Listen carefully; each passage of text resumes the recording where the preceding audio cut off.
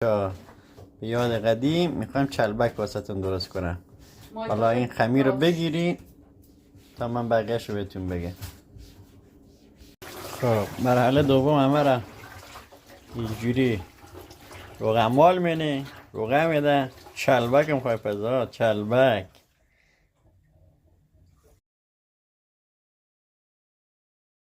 بله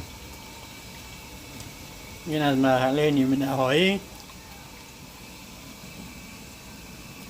چلبک ها آماده خوردنه.